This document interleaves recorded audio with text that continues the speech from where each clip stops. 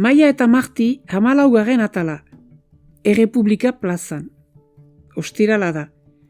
Lagazkeneko eguzkiak berotzen ditu bazterrak. Platano arruntak bolen itzalean, iturriaren inguruan jendea ibiltzen da, hara, hona, lasaiki. Inguruetako ostatuetako mahaietan kafea hartzen dute batzuk, eta besteak igunkariak irakurtzen ari dira. Munduaren bihotza irudidu San Espiritu plaza gozo honek. Auzoko erizak hamarrak jo ditu, eta aldi berean, bizarrak mozten dituen denda horietarik baten barnetik muezinaren ahotsa ere entzuten da. Okindegiaren barnetik ogi egin berriaren usaina edatzen da plazarat. Kamerundar jatorrizko jostunaren sotoan mila koloretako jantziak aurkitzen dira.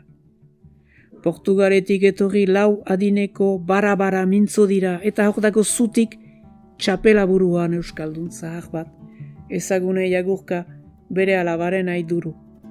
Farmaziatik pasatu eta asteko erosketak autoz egitera joango dira.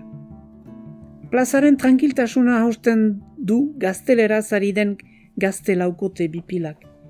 Real Madrid eta Barcelonaren kamisetak dituzte soinean. Baloi batekin jostatzen dira elkar desafiatuz.